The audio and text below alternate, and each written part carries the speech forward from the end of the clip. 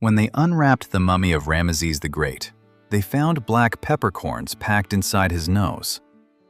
That should have been impossible because pepper only grew on one coastline in India, over 3,000 miles away, and nobody in that era was supposed to be able to make that crossing.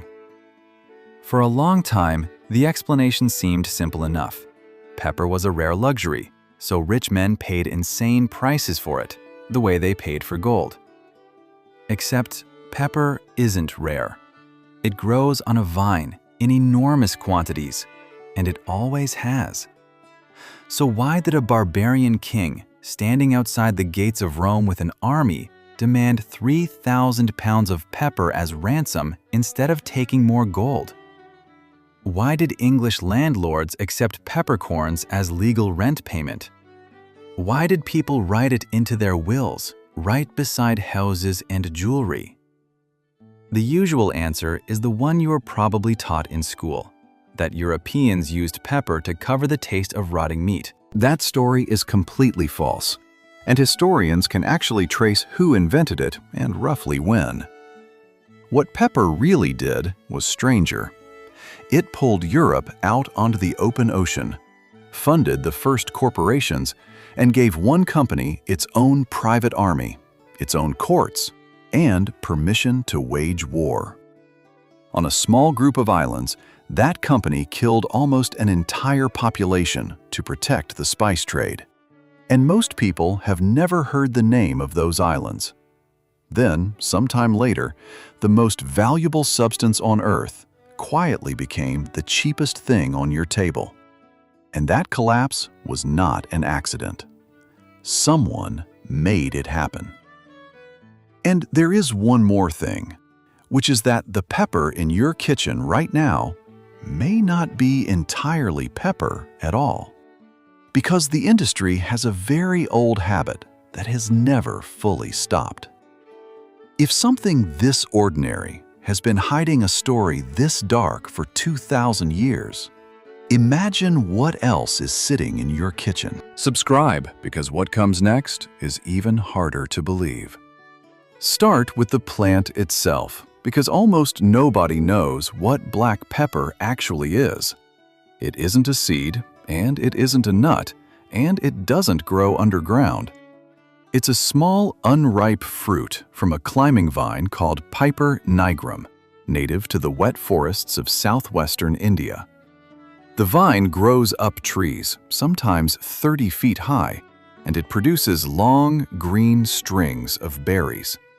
Farmers pick them before they ripen, then dry them in the sun until the skin turns black and shrivels. That wrinkled surface everyone recognizes is just dried fruit skin collapsing around the seed. Green peppercorns, white peppercorns, and red peppercorns all come from the exact same plant. The only difference is when they're picked and how they're processed. Pink peppercorns, though, are not pepper at all. They come from a completely unrelated South American tree. They're related to cashews and poison ivy, and they can trigger serious allergic reactions in some people. They ended up in the pepper aisle purely because they looked the part. That naming problem goes much deeper than most people realize. Bell peppers aren't pepper. Chili peppers aren't pepper. Jalapenos, habaneros, paprika, cayenne, none of them are related to black pepper in any way. They belong to a totally different plant family from the other side of the world. They only carry the name because Columbus went looking for black pepper, failed to find it, ran into a spicy red fruit in the Caribbean, and decided to call it pepper anyway. He was essentially trying to save face in front of investors who had funded a spice voyage that came back without spices. That single marketing decision by a lost sailor permanently renamed an entire category of food. And 500 years later, we're still using his mistake in every grocery store on Earth. Which brings up the story everyone repeats, the one about rotten meat. You've heard it. Medieval Europeans supposedly drowned their food in pepper because their meat was spoiled and they needed to hide the taste. It sounds logical, and it's completely wrong. The math destroys it immediately. Pepper was more expensive than the meat itself, often dramatically so. The only people who could afford pepper were nobles and wealthy merchants, and those were exactly the people who owned livestock, kept fish ponds, and slaughtered animals fresh on their own estates. Nobody who could afford a pound of pepper was eating rotten meat.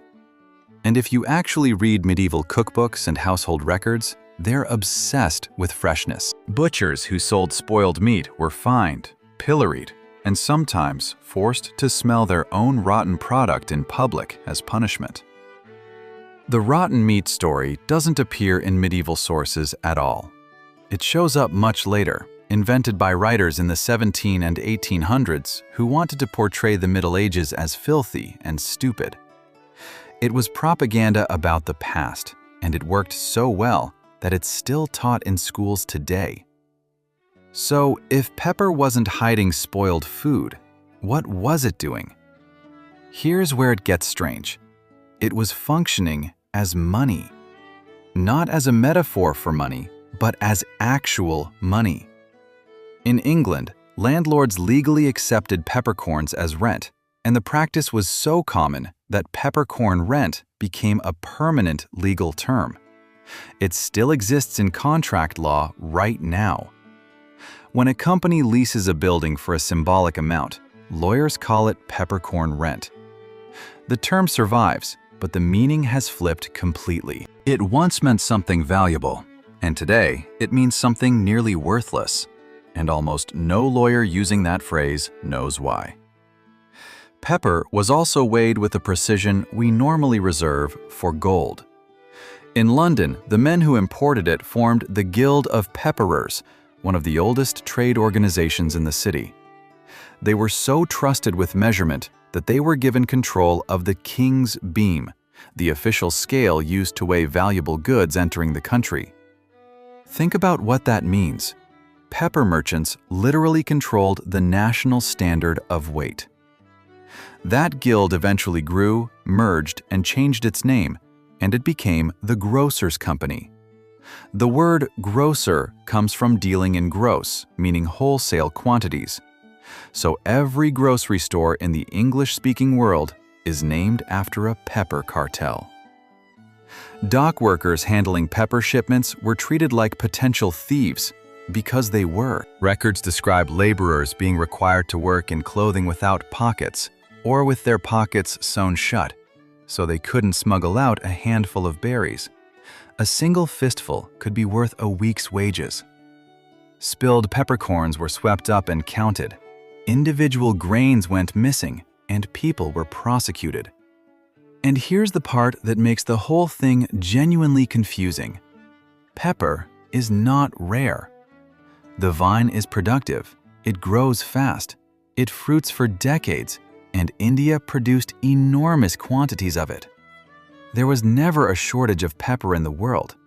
There was only a shortage of pepper in Europe.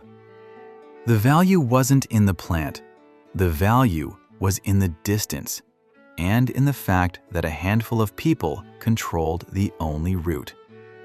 Which raises a question that historians have argued over for a very long time. If pepper was already flowing into the Mediterranean in massive quantities 2,000 years ago, someone had to be sailing across an open ocean to get it, regularly, with cargo worth fortunes. So why do archaeologists keep digging up Roman gold coins in southern India, buried in hordes of thousands, in villages that no European was ever supposed to have reached? Everything starts with one plant growing wild in the forests of a narrow strip of southwest India. It's a climbing vine, and it can't stand on its own, so it wraps itself around trees and grows upward toward the light. Left alone, it produces small green berries in long strings, and those berries are not trying to be delicious. They're trying to survive. The vine loads its fruit with a chemical called piperine, and piperine exists to poison insects and warn animals away. It works on humans too, just not the way the plant intended. Piperine binds to a receptor in your mouth called TRPV1. which is the same receptor that heat activates. Your body doesn't taste pepper at all. It feels a small chemical burn and reports it as pain. And somewhere along the way, we decided we liked that. That's the first strange thing about this story. The most traded food in human history is not a flavor. It's a plant's defense system that we learned to enjoy. But there's a second accident hiding in the plant, and this one matters even more. To make black pepper, you can't wait for the fruit to ripen. You pick the berries while they're still green and unripe, and then you let them dry in the sun. As they dry, enzymes inside the fruit break down the cell walls, and the skin darkens and shrivels into that familiar black wrinkled shell. What nobody understood at the time is what that process created. A dried peppercorn is basically indestructible. It doesn't rot, it doesn't attract mold easily, it weighs almost nothing, and it can sit in a sack for years and still be worth exactly what it was worth on day one. In a world where almost every valuable thing spoiled, pepper didn't. That single property turned a forest berry into something closer to currency. And it explains why pepper, not fruit, not grain, not meat, became the first thing worth carrying across an entire ocean. And people did carry it, far earlier than the textbooks used to admit. When archaeologists examined the mummy of Ramses II, they reported peppercorns packed into the nostrils. Egypt had no pepper. Nobody within thousands of miles of Egypt had pepper. The nearest source was the Malabar coast of India, on the other side of the Arabian Sea, and this was more than 1,000 years before Rome became an empire.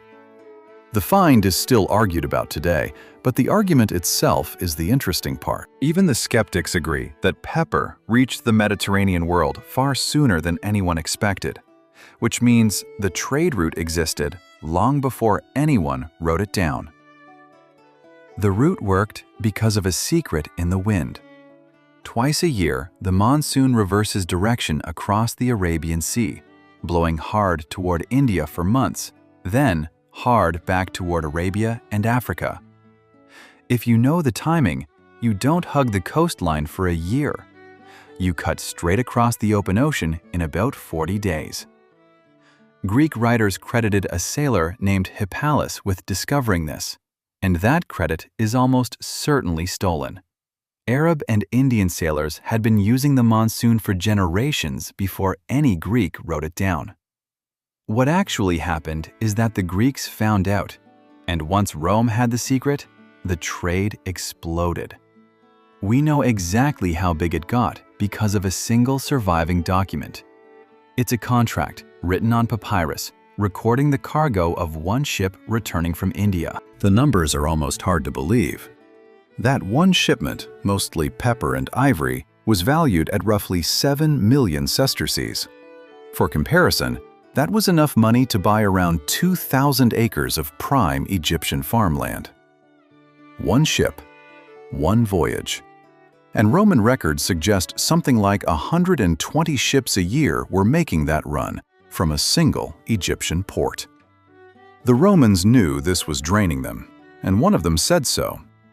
Pliny the Elder complained that India was pulling 50 million sesterces out of the empire every single year, and he couldn't understand why. He wrote that pepper has nothing to recommend it. No sweetness, no beauty, only a sharp bite. And yet, Romans bought it by weight like it was gold. He thought his own civilization had lost its mind. What he missed is that Rome wasn't buying flavor. It was buying a substance that could be stored, taxed, moved, and used to settle debts. And the Roman state understood that perfectly. The Emperor Domitian built enormous dedicated warehouses in the center of Rome, called the Horea Piperataria, the pepper buildings. No empire builds state warehouses for a seasoning. On the Indian side, the evidence is just as strange. Archaeologists digging in southern India keep pulling up Roman gold coins, tens of thousands of them, in hordes so large that local rulers were clearly using Roman currency as a store of value. At a site called Arikamedu, they found Roman wine jars, Roman pottery, and what looks like a permanent trading settlement, meaning Romans weren't just visiting, some of them lived there. The center of it all was a port called Musidis, described in Roman sources as the place where the pepper came from, where ships arrived heavy with gold and left heavy with black seeds. And then Musidis vanished. Not gradually and not from war. The city disappears from the record entirely, and for centuries nobody could find it. The leading theory is that a catastrophic flood of the Periyar River buried the harbor and rewrote the coastline. Excavations at a village called Padanam have turned up Roman amphorae and Indian pepper storage jars in the same soil layers, and that may be all that's left of the richest port in the ancient world. Then Rome itself began to fall apart, and by every logical rule, the pepper trade should have died with it. The Roman fleets stopped sailing, the Egyptian ports emptied, the gold stopped flowing east, and yet pepper kept arriving in Europe year after year without interruption. It didn't get cheaper either. It got more expensive, and it stayed expensive for the next 1,000 years.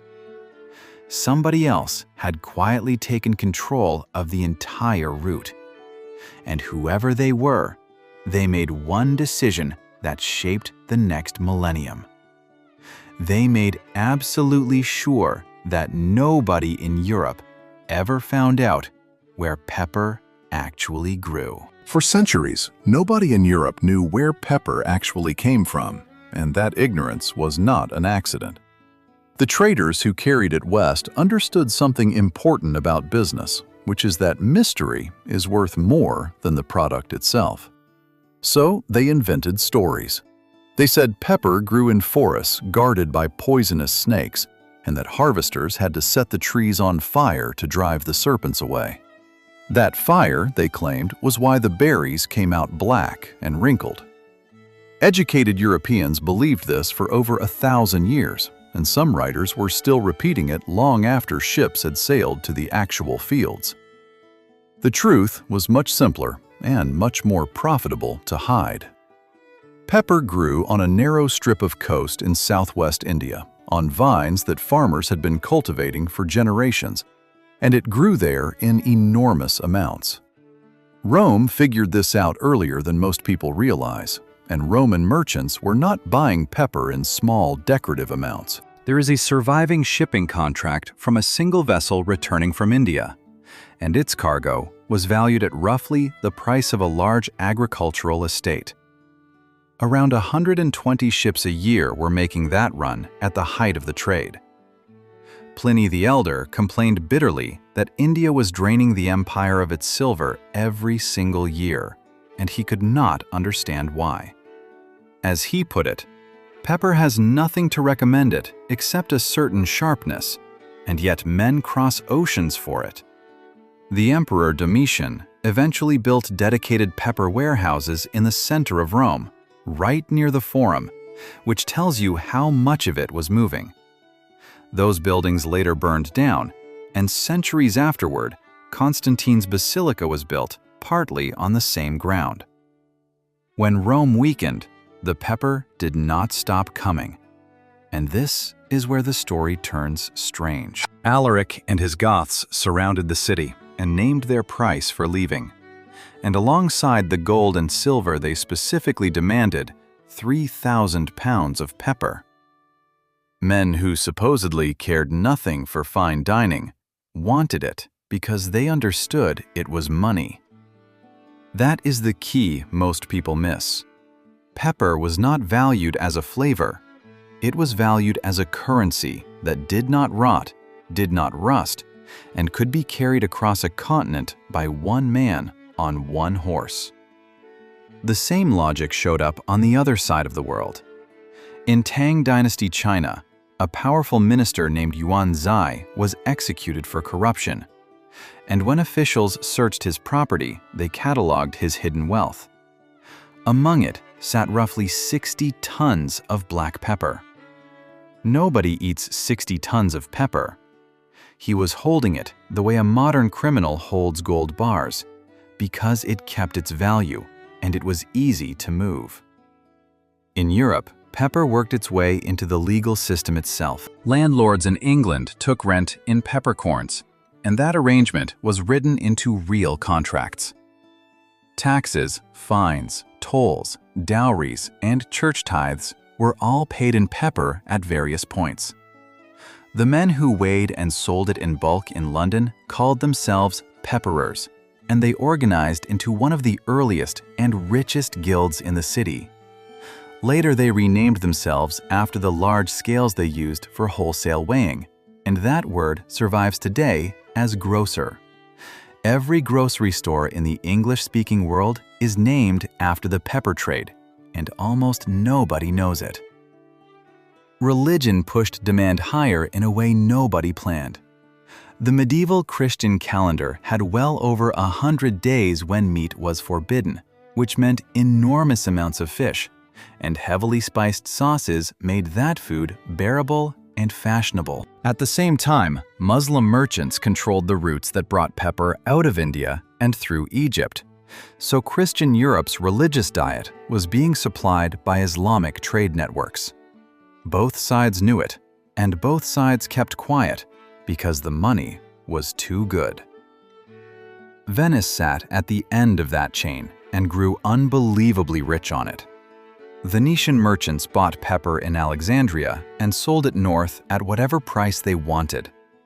And here is where the most repeated explanation in this entire story falls apart. Everyone is taught that when Constantinople fell to the Ottomans, the spice routes were cut, prices exploded, and desperate Europeans went looking for a sea route. That is not really what happened.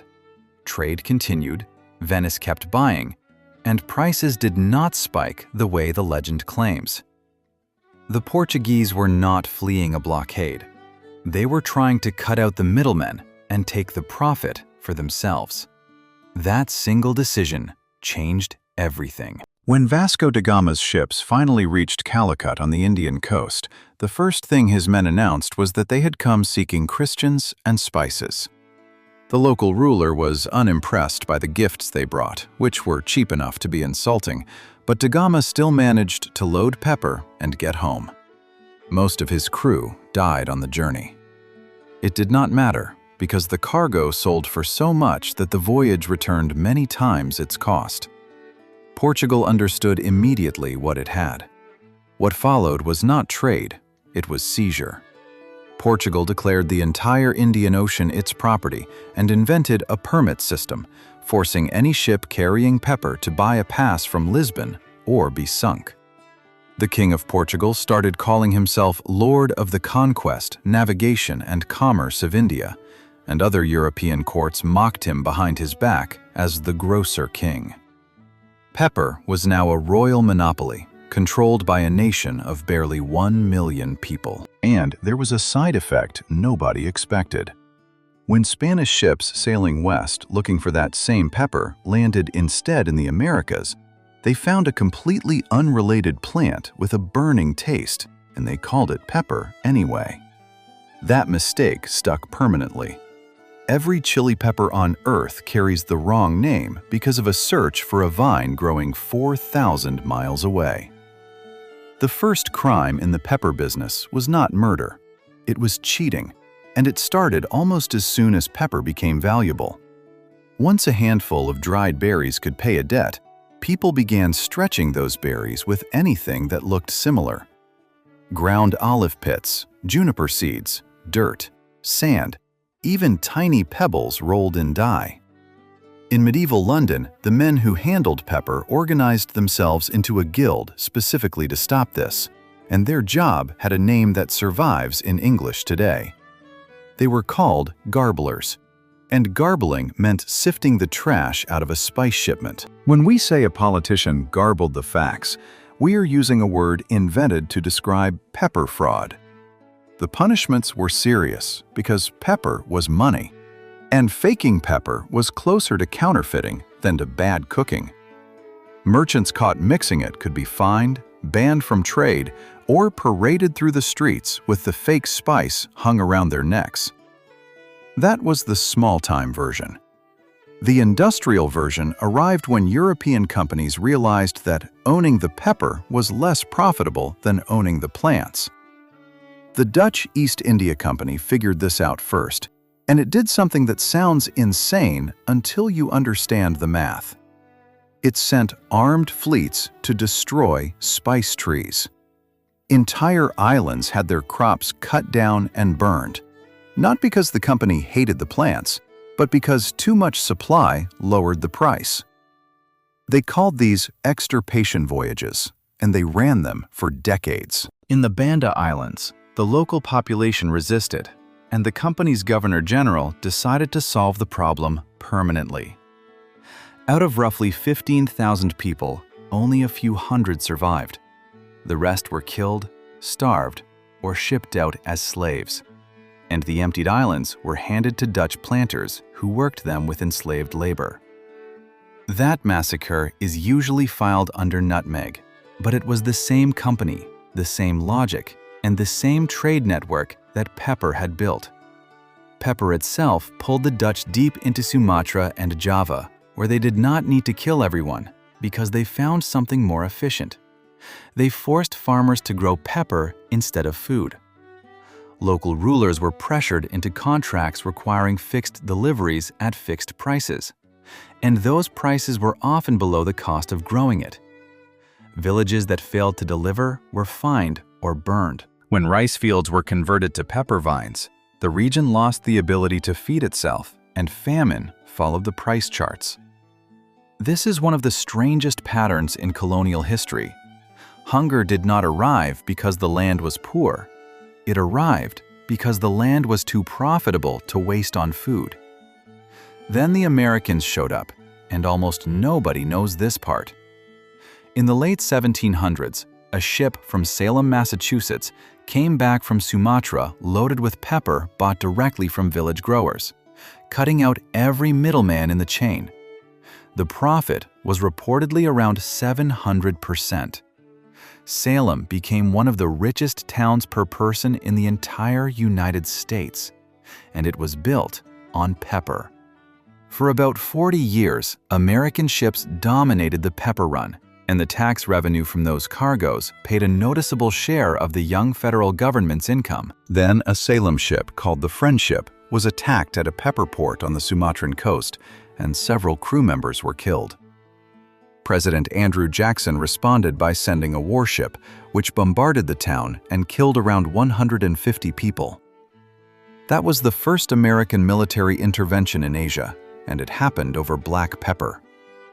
It is not in most history classes, and the men who ordered it later argued about whether it had even been legal. While that was happening, the fraud problem had quietly become a public health disaster. In Victorian Britain, pepper was one of the most adulterated foods in the country, and the industry had a nickname for the filler it used. They called it PD, short for pepper dust, which was the floor sweepings and husk waste left over from real pepper processing. There was even a lower grade below that, made from the sweepings of the sweepings, and traders openly called it DPD, or dust of pepper dust. Customers were literally buying warehouse floor garbage. A physician named Arthur Hill Hassel decided to check this scientifically. He put ordinary shop food under a microscope and published what he found, sample by sample, with the shop names attached. Almost every pepper sample he tested was adulterated. Some contained mustard husk, some contained flour, some contained ground rice, and some contained material he could only describe as unidentifiable filth. His work caused a scandal so large that Britain passed its first real food safety laws because of it. But the adulterators adapted, and this is where it gets genuinely clever. Someone discovered that dried papaya seeds look almost exactly like peppercorns. Same size, same wrinkled black surface, same rough shape.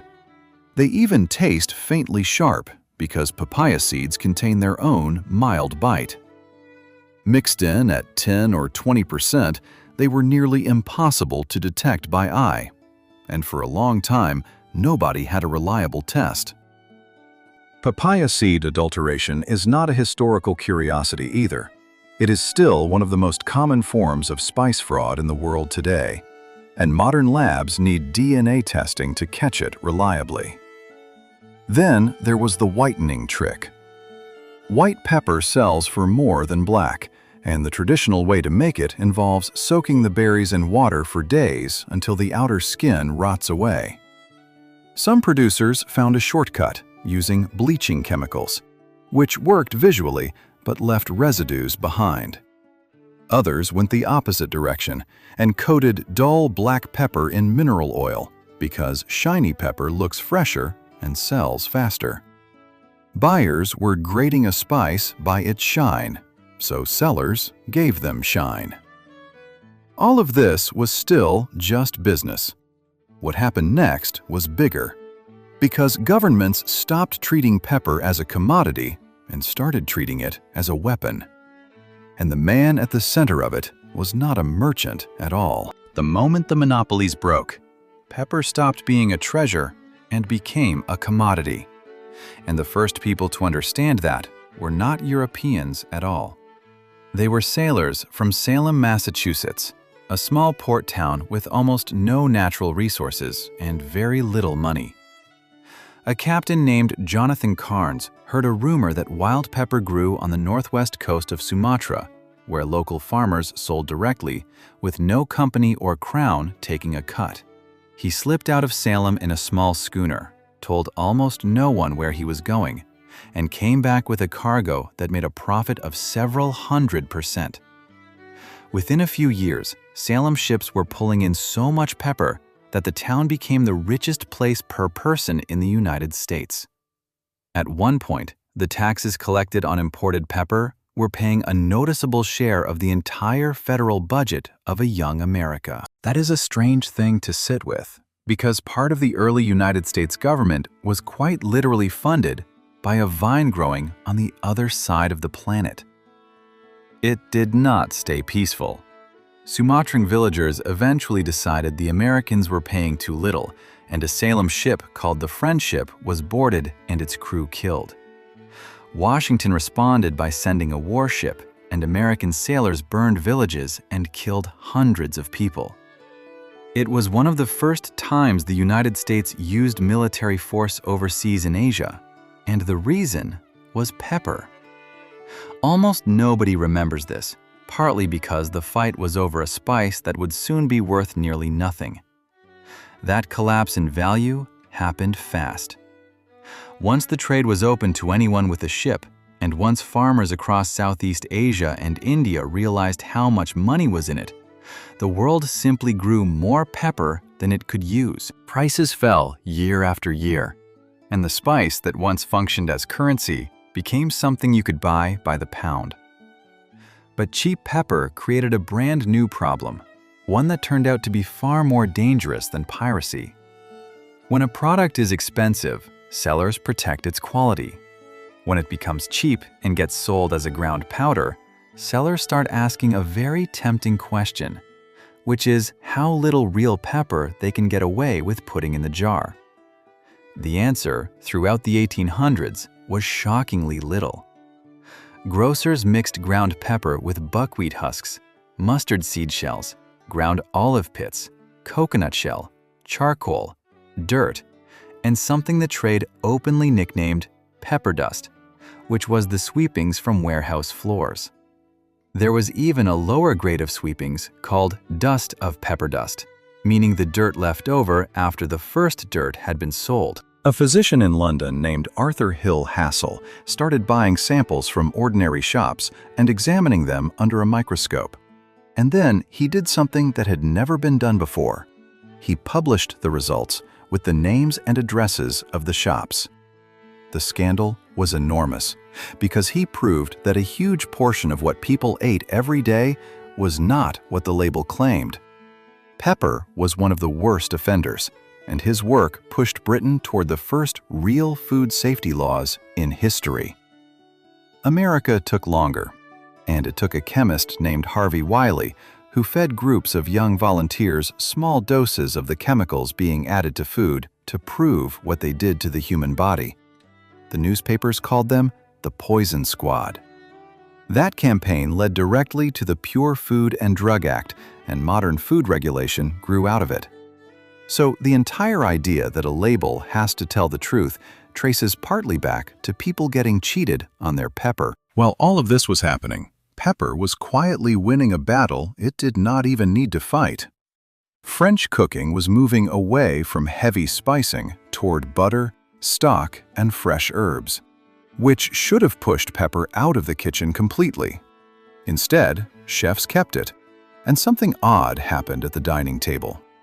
Salt stayed because food needs it, and pepper stayed because it was the one spice that seemed to go with everything. The pairing hardened into a rule, then into table etiquette, and eventually into an image so common that people stopped thinking about it. There is no logical reason those two specific things sit together on every table on Earth. It is the fossil of an old luxury that never left, long after everyone forgot why it was there. Meanwhile, pepper had already lost the biggest naming fight in food history. When Columbus reached the Caribbean and found a plant that burned the tongue, he called it pepper, because pepper was what he had been sent to find. Chilies are not related to pepper in any way, and they come from a completely different family of plants. But the name stuck, and it spread with the chilies as they conquered India, China, Africa, and Southeast Asia. Today, billions of people say the word pepper and picture something that has nothing to do with the original vine. There was another casualty of that same period, and this one vanished so completely that most people have never heard of it. Long pepper was the spice Rome actually treasured most, and it sold for more than black pepper for centuries. It looks like a small dried cone. It tastes sweeter and more complex, and it slowly disappeared from Western cooking as chilies took over the heat. A spice that once outranked black pepper is now nearly impossible to find outside specialty shops, and nobody made a decision to erase it. It just quietly lost. Which raises the question of what exactly survived, and whether the pepper that won is even the same product it used to be. Start with what pepper actually is, because that part is stranger than the history.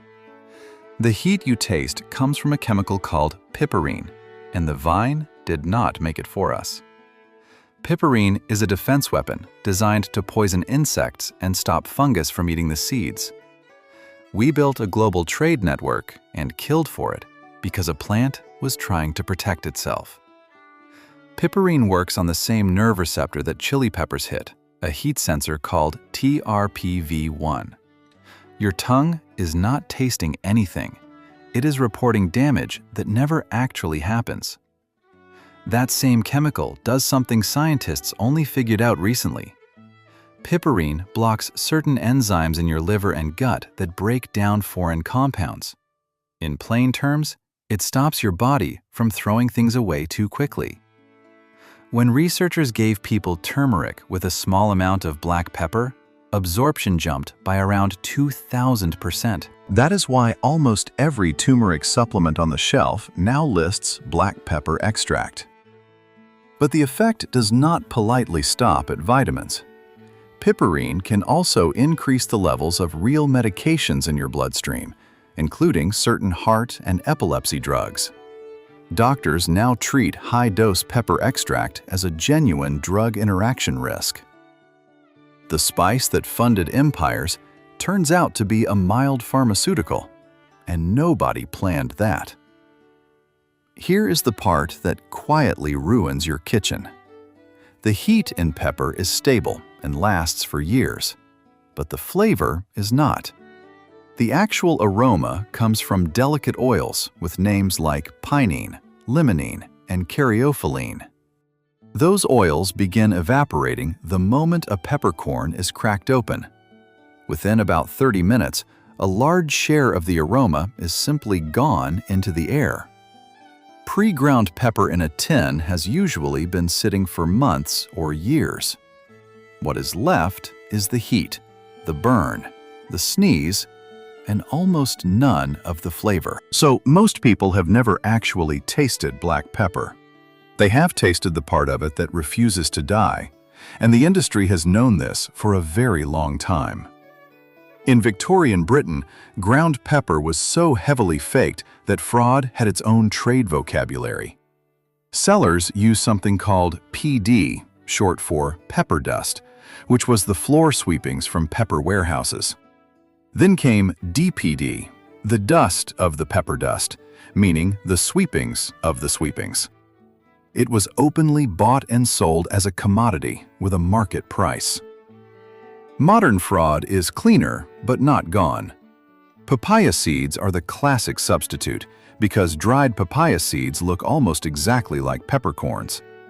Testing labs still pull them out of shipments every year, along with buckwheat flour, starch, and colored millet in ground pepper. The bigger shock is where pepper comes from now. India is the birthplace of the vine, the reason ships sailed around Africa, the origin of the entire story. Today, India does not dominate pepper at all. A soil disease called quick wilt, caused by a water mold, has been killing Kerala's vines for decades. Yields collapsed so badly that India, the ancient home of black pepper, now imports pepper from abroad.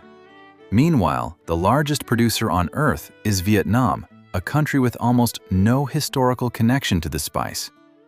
Vietnamese farmers moved into pepper seriously only in the last few decades, planted aggressively, and flooded the market. Prices crashed hard enough that thousands of families were left in deep debt over a crop their grandparents never grew. Something else was lost along the way, and almost nobody notices it. The Romans did not consider black pepper the best pepper. They paid significantly more for long pepper, a related plant with a hotter, sweeter, more complex bite. Long pepper appears constantly in ancient Roman recipes and medieval European cooking. Then it vanished from Western kitchens almost completely, mostly because black pepper became cheap and easy to ship. The spice sitting on your table won by logistics, not by taste. The one people actually preferred is now hard to find outside specialty shops in India and parts of Southeast Asia. There is one place where the old world nearly disappeared entirely. Kampot in Cambodia produced pepper so prized that French chefs treated it as the finest in the world. Then the Khmer Rouge took power, banned it, and forced the farmers to grow rice instead. The plantations were destroyed and the growers were scattered or killed. What survived was a tiny number of vines and a handful of people who still remembered the technique. That knowledge was rebuilt almost from nothing, and Kampot pepper today sells for many times the price of ordinary pepper. An entire flavor tradition came within a few plants of being erased forever. So return to the beginning and the question of why anyone paid a fortune for a berry that grows freely on a vine. The answer was never about the pepper. The price was built out of distance, secrecy, and the men in the middle who made sure nobody knew where it came from. Every empire that touched this trade did the same thing. Control the root, control the story, and the value appears out of thin air. When the root was finally cracked open and the secret died, the price died with it. Pepper did not become worthless because it lost its magic. It became worthless because it lost its lie. And that grinder on your table is not a seasoning. It is the leftover monument of the first time humans discovered that controlling information is worth more than controlling gold.